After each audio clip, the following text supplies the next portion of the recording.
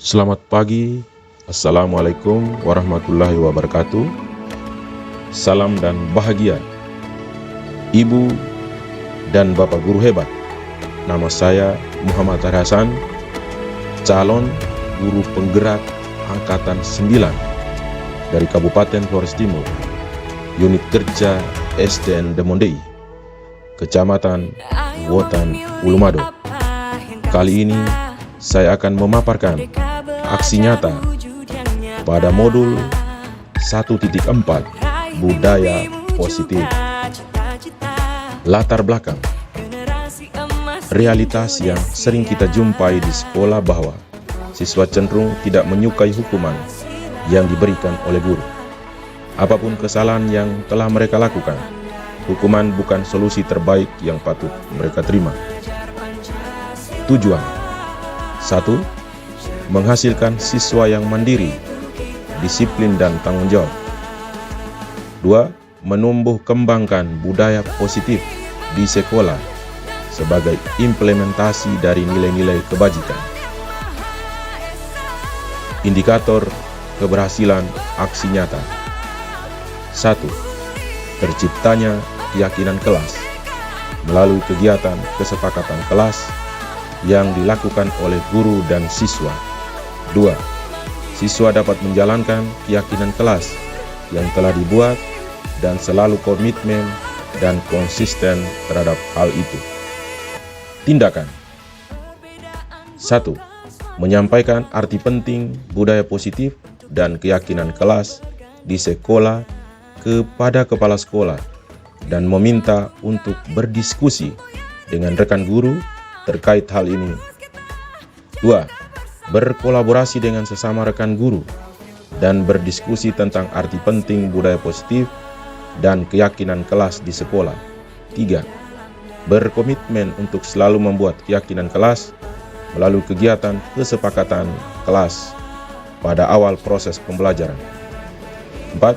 Membuat jadwal penugasan kepada semua rekan guru untuk memantau, merefleksi, dan mengevaluasi keyakinan kelas yang telah dibuat secara berkala. Kegiatan diseminasi budaya positif. Baik, selamat pagi, salam sejahtera untuk kita semua. Selamat pagi Pak Guru. Bapak Ibu Guru yang saya hormati, hari ini saya akan menjelaskan budaya positif di sekolah kita. Untuk itu, saya akan menjelaskan beberapa konsep inti tentang budaya positif. Nah, di dalam konsep inti budaya positif ada 8. Yang pertama adalah perubahan paradigma belajar. Yang kedua adalah disiplin positif. Yang ketiga adalah nilai-nilai kebajikan. Yang keempat adalah kebutuhan dasar manusia. Yang kelima adalah motivasi perilaku manusia. Yang keenam adalah posisi kontrol guru. Yang ketujuh adalah keyakinan kelas. Yang kedelapan adalah segitiga restitusi. Di dalam budaya positif ada pembelajaran dengan paradigma baru. Di dalam pembelajaran itu, paradigma baru merupakan pembelajaran yang dirancang berdasarkan prinsip pembelajaran berdiferensiasi, sehingga para peserta didik belajar sesuai kebutuhannya berdasarkan tahap perkembangan sesuai teori psikologi modern untuk mewujudkan profil pelajar Pancasila. Ada beberapa miskonsepsi tentang teori konsep ini. Yang pertama adalah miskonsepsi tentang teori konsep. Nah, di dalam teori konsep ini, ilusi guru mengontrol siswa. Pada dasarnya, kita tidak dapat memaksa murid untuk berbuat sesuai jika jikalau murid tersebut memilih untuk tidak melakukannya, walaupun tampaknya guru sedang mengontrol perilaku murid. Hal demikian terjadi karena murid sedang mengizinkan dirinya dikontrol. Miskonsepsi yang kedua tentang teori konsep, bahwa ilusi semua penguatan positif efektif dan bermanfaat. Di dalamnya itu ada penguatan positif atau bujukan, adalah bentuk-bentuk kontrol segala usaha untuk mempengaruhi murid agar mengulangi suatu perilaku tertentu, adalah suatu usaha untuk mengontrol murid tersebut dalam jangka waktu tertentu. Yang ketiga tentang teori konsep, yaitu miskonsepsi tentang teori konsep. Di dalam miskonsepsi ini ada beberapa ilusi, yaitu bahwa kritik membuat siswa merasa bersalah dapat menguatkan karakter. Di dalam menguatkan karakter ini ada menggunakan kritik dan rasa bersalah untuk mengontrol murid menuju pada identitas gagal. Mereka belajar untuk merasa buruk tentang diri mereka. Mereka mengembangkan dialog diri yang negatif. Yang keempat, yaitu miskonsepsi tentang teori konsep. Di dalam miskonsepsi teori konsep ini ada ilusi bahwa orang dewasa memiliki hak untuk memaksa. Banyak orang dewasa yang percaya bahwa mereka memiliki tanggung jawab untuk membuat murid-murid berbuat hal-hal tertentu. Apapun yang dilakukan dapat diterima selama ada sebuah kemajuan berdasarkan sebuah pengukuran kinerja. Di dalam miskonsepsi itu akan mengubah paradigma stimulus respon dengan berbagai pendekatan, yaitu pendekatan dengan menggunakan teori kontrol. Nah, di dalam pendekatan teori kontrol ini ada dua, yaitu stimulus respon dengan teori kontrol. Pernyataan-pernyataan dari stimulus respon dan teori kontrol. Di dalam stimulus respon, realitas atau kebutuhan kita sama. Realitas atau kebutuhan kita sama. Di dalam teori kontrolnya adalah realitas atau kebutuhan kita berbeda. Di stimulus respon, orang lain bisa mengontrol saya. Di teori kontrol, hanya Anda yang bisa mengontrol diri Anda. Yang kedua adalah disiplin positif. Disiplin positif ini ada dua. Yang pertama adalah disiplin berasal dari kata disiplin atau dibaca disiplin, yang artinya belajar disiplin mengacu pada disiplin diri yang memiliki tanggung jawab terhadap apa yang dilakukannya berdasarkan nilai-nilai yang diyakininya.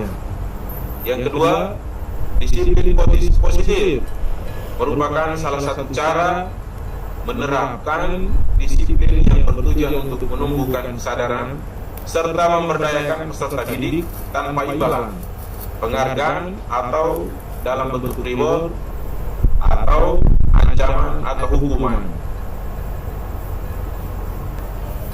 3. Nilai-nilai kebajikan. Di dalam nilai-nilai kebajikan ada beberapa contoh-contoh sebagai nilai kebajikan institusi di dalam berorganisasi. Nah, di dalam contoh-contohnya ada profil pelajar Pancasila, ada PIP, ada IHF. Di dalam profil pelajar Pancasila, beriman dan bertakwa kepada Tuhan Yang Maha Esa dan berakhlak mulia, berkebinekaan global, gotong royong, mandiri, kreatif dan bernalar kritis. Di dalam PIP, toleransi, rasa hormat, integritas, mandiri, menghargai, antusias, empati, keingintahuan, kreativitas, kerjasama, percaya diri, komitmen. Di dalam IHF, cinta Tuhan dan segenap ciptaannya, kemandirian dan tanggung jawab. Yang keempat adalah kebutuhan dasar manusia. Nah, di dalam kebutuhan dasar manusia itu Bapak Ibu ada beberapa kebutuhan, tapi sebelum saya baca nanti saya akan jelaskan tentang kebutuhan dasar manusia. Kebutuhan dasar manusia adalah segala sesuatu yang kita lakukan untuk mendapatkan apa yang kita inginkan. Seluruh tindakan yang kita lakukan memiliki tujuan tertentu, dan semua usaha terbaik yang kita lakukan adalah dalam rangka agar kebutuhan dasar kita terpenuhi dengan baik. Ada 5 kebutuhan dasar manusia yang perlu dipenuhi. Yang pertama adalah kebutuhan untuk bertahan hidup, atau kata lainnya adalah survival. Yang kedua adalah kasih sayang dan rasa diterima, love and belonging. Yang ketiga adalah kebebasan, freedom atau kemerdekaan. Yang keenam adalah kesenangan, fun. Yang kelima adalah penguasaan atau power atau kekuatan. Yang kelima, motivasi perilaku manusia. Di dalam motivasi perilaku manusia ada motivasi intrinsik. Nah, di dalam motivasi intrinsik itu ada beberapa hal, yaitu untuk menghindari ketidaknyamanan atau hukuman. Yang kedua adalah untuk mendapatkan imbalan atau penghargaan dari orang lain. Yang ketiga adalah untuk menjadi orang yang mereka inginkan dan menghargai diri sendiri dengan nilai-nilai yang mereka yakini. Disiplin yang mengubah bermakna positif terbagi 2 bagian, yaitu disiplin dalam bentuk konsekuensi dan disiplin dalam bentuk restitusi, yaitu hukuman, konsekuensi, dan restitusi. Nah, di dalam hukuman, yaitu yang pertama adalah murid atau anak akan disakiti. Konsekuensinya adalah murid atau anak akan nyaman. Restitusinya, murid atau anak akan mendapat penguatan. Posisi kontrol guru, yaitu ada 5. Posisi kontrol guru ada 5, yaitu yang pertama sebagai penghukum, yang kedua pembuat rasa bersalah, yang ketiga teman, yang keempat pemantau, yang kelima manajer. Dari kelima posisi ini, posisi yang paling tertinggi kalau dilihat dari itu, maka kita sebagai manajer. Nah, kita sebagai manajer ini, kita akan melakukan hal yang terbaik untuk memberikan hal yang terbaik kepada murid-murid kita. Kita masuk pada refleksi. Di dalam refleksi, kita merefleksikan diri, yaitu saya berada pada posisi kontrol apa. Jadi di dalam pertanyaannya, saya kecewa sekali dengan kamu. Pernyataan yang berikutnya tentang pada posisi kontrol apa, yaitu apa rencanamu untuk menyelesaikan masalah ini. 7. Keyakinan kelas. Pembentukan keyakinan sekolah atau kelas, yaitu yang pertama adalah keyakinan kelas bersifat lebih abstrak daripada peraturan. Keyakinan kelas yang kedua adalah keyakinan kelas berupa pernyataan-pernyataan universal. Keyakinan kelas yang ketiga adalah pernyataan keyakinan kelas senantiasa dibuat dalam bentuk positif. Yang keempat, keyakinan kelas hendaknya mudah diingat dan dipahami oleh semua warga kelas. Keyakinan kelas yang kelima, keyakinan kelas sebaiknya sesuatu yang dapat diterapkan di lingkungan tersebut. Keyakinan kelas yang keenam adalah semua warga kelas ikut berkontribusi dalam pembuatan keyakinan kelas. Keyakinan kelas yang ketujuh adalah bersedia meninjau kembali keyakinan kelas dari waktu ke waktu. Yang kedelapan adalah segitiga restitusi. Segitiga restitusi adalah suatu proses dialog yang dijalankan guru atau orang tua agar dapat menghasilkan murid yang mandiri dan bertanggung jawab. Nah, di dalam segitiga restitusi ada 3, yaitu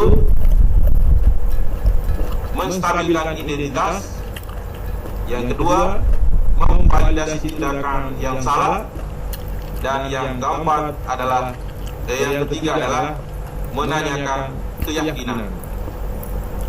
Dalam penerapan program disiplin positif, hendaknya guru memiliki standar kepribadian profesional dan sosial yang baik, di mana guru mampu merefleksikan dirinya dalam posisi kontrol saat ini.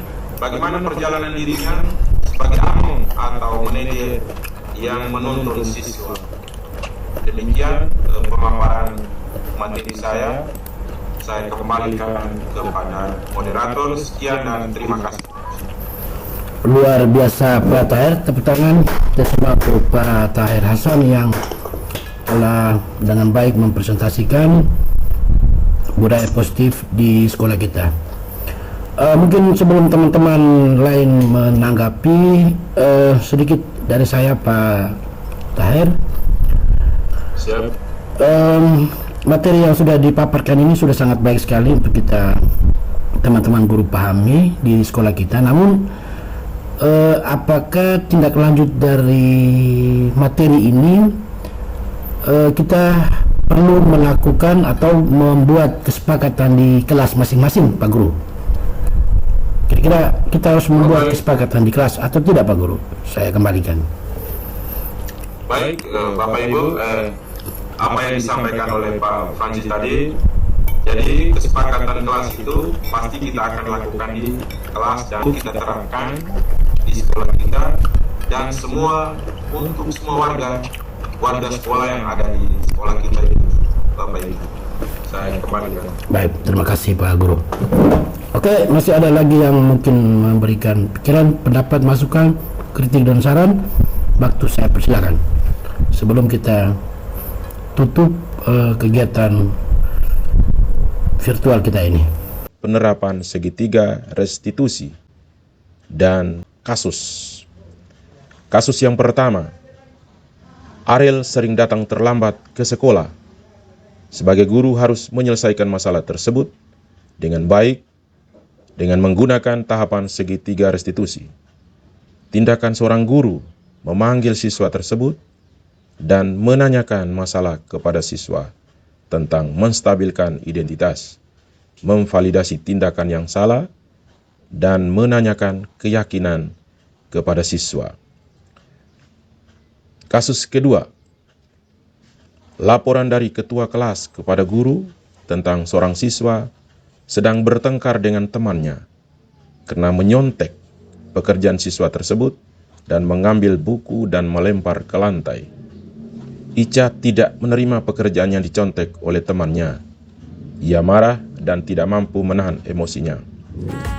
Sebagai tugas guru adalah memanggil siswa tersebut dan menanyakan masalah kepada siswa tentang menstabilkan identitas, memvalidasi tindakan yang salah, dan menanyakan keyakinan kepada siswa.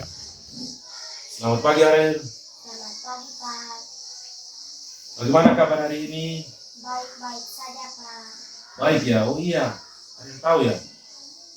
Pak Guru panggil ke sini? Tidak tahu, Pak. Oh, tidak tahu ya? Tadi pagi berangkat jam berapa? Jam 7:30, Pak. Kalau berangkat jam 7:30 itu bagaimana? Maaf, saya terlambat, Pak. Jadi Ariel datang terlambat ke sekolah ya? Kalau datang terlambat ke sekolah itu termasuk tindakan bagaimana? Tindakan tidak baik, Pak. Oh iya, oke. Berarti kalau terlambat itu termasuk perbuatan tidak baik. Tidak apa-apa. Semua orang pasti pernah melakukan kesalahan, termasuk Ariel. Terus Arel itu terlambat kan? Iya Pak, maaf Pak. Saya tadi malah main game di HP lupa waktu sampai larut malam Pak. Oh, asik main game HP. Sampai lupa waktu ketiduran. Ya sudah malam gitu ya. Oh iya, jam berapa Arel tidurnya? Jam 11 malam Pak. Malam sekali ya Arel. Pantas saja jadi kurang tidur. Coba dibuktikan, apakah dengan tidur kemalaman itu bagus tidak? Tidak bagus Pak. Kalau begitu, dia termasuk perbuatan tidak baik. Apabila tidurnya kemalaman, nanti datang terlambat ke sekolah ya, Arel. Bagaimana? Jangan main game di HP sampai larut malam. Bagus, berarti Arel sudah tahu ya. Kalau tidur larut malam itu akibat susah bangun dan telat datang ke sekolah. Karena keterlambatan Arel akan kali itu melanggar keyakinan kelas kita yang sudah disepakati awal pertemuan kita dulu. Keyakinan apa yang sudah Arel langgar? Disiplin Pak. Betul, disiplin. Menurut Arel, disiplin itu penting apa tidak? Penting Pak.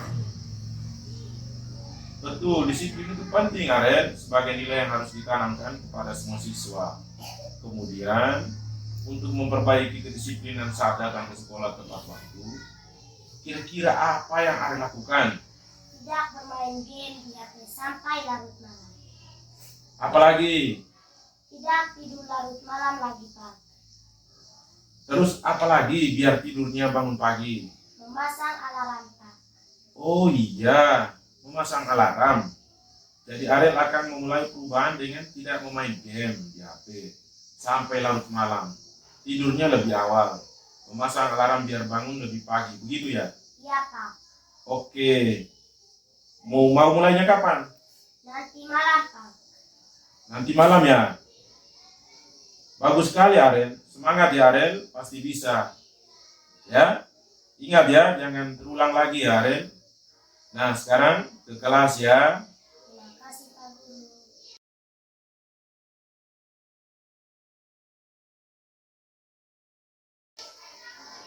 Selamat pagi untuk kita semua. Saya Arel. Saya senang sekali diajak diskusi menyelesaikan masalah saya. Pak, saya ucapkan terima kasih. Silakan. Selamat pagi Ica. Pagi Pak Guru.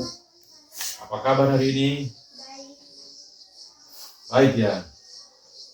Baik Ica. Tadi pagi Pak Guru dapat laporan dari ketua kelas. Katanya kamu habis bertengkar ya sama Intan. Iya Pak, kesal banget sama Intan. Kenapa kesal sama Intan? Dia itu Pak suka menyontek, kemudian saya PR yang kemarin itu juga menyontek saya Pak Guru. Oh begitu. Wajar saja kalau kamu marah ya. Kalau Pak Guru jadi Ica, Pak Guru akan marah loh sama Intan. Lalu apa yang Ica lakukan ke Intan? Saya marah-marah sama Intan dan tadi saya juga melempar buku Intan Pak Guru. Oh begitu. Ica pernah marah sampai melempar bukunya Intan. Ica sampai marah seperti itu pasti ada alasan. Apa itu? Siapa yang tidak marah Pak Guru? Saya belajar dengan penuh perjuangan, tapi Intan tinggal menyuntik saja. Ya wajar saja Ica marah. Karena pekerjaanmu dicontek oleh Intan. Pak Guru menghargai pendapat kamu yang tidak lebih buruk dari itu. Misalnya seperti melempar atau yang lainnya. Itu kan tidak boleh ya Ica. Coba sekarang kita pikirkan, apakah tindakan Ica itu yang marah-marah tadi sampai melempar buku sesuai dengan keyakinan kelas kita apa tidak? Tidak Pak. Tidak. Jadi menurut Ica keyakinan kelas apa yang sudah Ica langgar? Saling menghormati antar teman Pak Guru. Iya betul sekali. Berarti Ica menghormati sesama teman itu penting apa tidak? Penting Pak Guru. Baiklah. Jika menurut kamu itu penting, tindakan apa yang terus kamu lakukan di saat kamu sedang marah? Ica harus sabar Pak Guru. Pintar sekali Ica. Ica harus sabar ya.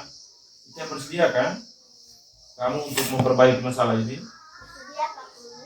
Apa yang kamu lakukan untuk memperbaiki masalah ini? Saya harus lebih bersabar untuk menahan amarah saya Pak Guru. Kemudian kalau ada teman yang kontak akan saya laporkan ke Pak Guru.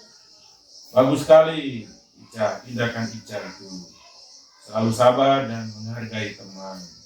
Nah, sekarang silakan kembali ke kelas ya. Iya Pak Guru, terima kasih. Ya, terima kasih.